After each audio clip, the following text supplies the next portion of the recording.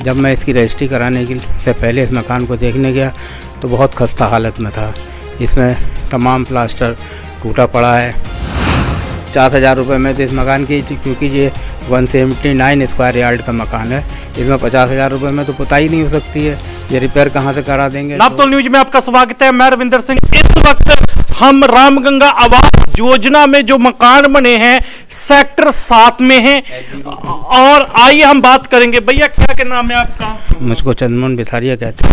मेरे नाम से रामगंगा आवास योजना के सेक्टर 7 में H02 में 12 नंबर मकान आवंटित है, जिसका कि मैंने पूरा भुगतान भी कर दिया है। जब मैं इसकी रजिस्ट्री कराने से पहले इस मकान को देखने गया तो बहुत खस्ता हालत में था। इसमें तमाम प्लास्टर टूटा पड़ा है और टाइल्स ऐसी बिछा दी गई हैं, मसाला ही नहीं लगाया है, टाइल्स सब टूटी पड़ी हैं। कहीं किसी में खिड़की दरवाजे में कहीं शीशे नहीं लगे हैं। दो किवाड़ें बिल्कुल गल के गिर गई हैं, और वो कहीं शीशे वीशे है नहीं। और वो इसका नाम कहते हैं तमाम प्लास्टर 3-3, 4-4 फीट ऊंचाई तक का उखड़ा पड़ा है। सीलन के वजह से ये सब गिर गए, क्योंकि इन्होंने DPC जो है फर्श का लेवल इन्होंने या तो DPC से ऊपर कर दिया है, इसीलिए सीलन है, या फर्श या DPC डाली नहीं है। तो अच्छा, यदि आपने यहाँ बुकिंग कराई थी तब आप देखते हैं? नहीं, बुकिंग कराने से पहले ये मकान का पैसा पूरा जमा करा लेते हैं, उसके बाद ही इन्होंने मकान बनवाया।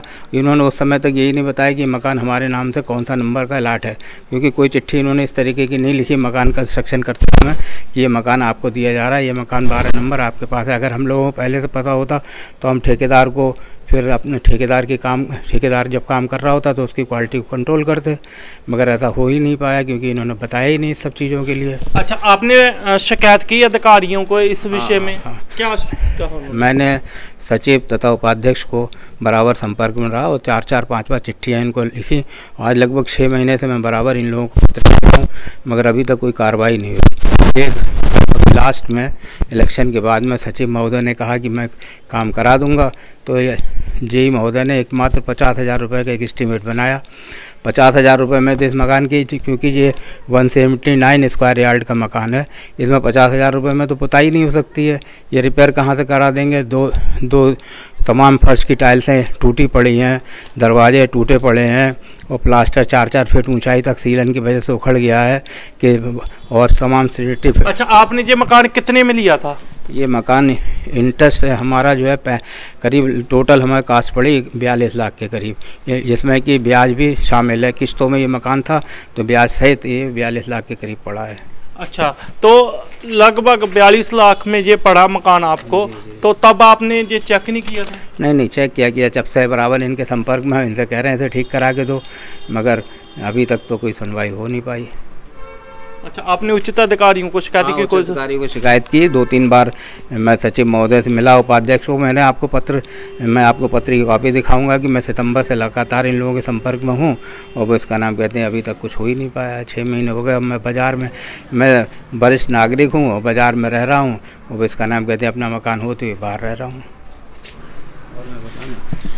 अगर मान लीजिए कहीं कोई ठेकेदार काम गलत करता है तो उसकी 10% सिक्योरिटी रोकी जाती है, और वो जब तक मकान आवंटी मकान को ना ले ले तब तक उसकी धनराशि वापस नहीं की जानी चाहिए थी।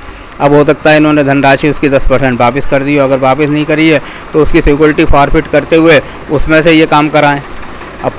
अभी तक ये अधिकारी ही बता पाएंगे कि इन्होंने उसकी धरोहर राशि रोक रखी है, नहीं रोक रखी। अच्छा, इसमें पीला ईंट भी लगी हुई है?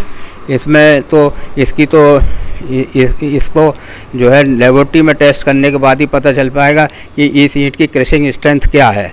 क्रशिंग स्ट्रेंथ ही बता पाएगी कि इसमें पीला ईंट है या 2 में देखने से 2 मीट और दिखाई दे रही है, देखने से 2 मीट लगी हुई दिख रही है। और इसमें जो प्लास्टर है इसमें लोकल सैंड महीन वाला सैंड का इस्तेमाल किया गया है। अगर ये बजर फुट का इस्तेमाल करते और 1:4 का रेशो का प्लास्टर और चुनाई करते तो ये नौबत ही नहीं आती। अगर ऐसा होता कि 2-4 साल में मकान इतने खस्ता हालत में चला जाएंगे तो पुरातत्व विभाग ने इतनी बिल्डिंगें खड़ी हैं पुरातत्व विभाग के पास, और वो हैं तो तमाम मकान ढह गए होते अब तक, उनकी सारी बिल्डिंगें और सब ढह गई होती हैं अभी तक। 4-5 साल में मकान की कंडीशन ऐसी थोड़ी ना हो जाएगी। कितने साल हो गए मकान लिए? नहीं, ये सन 2017 में इन्होंने एक चिट्ठी लिखी अच्छा, थी। कितने गज में है जी? ये 179 स्क्वायर यार्ड में है।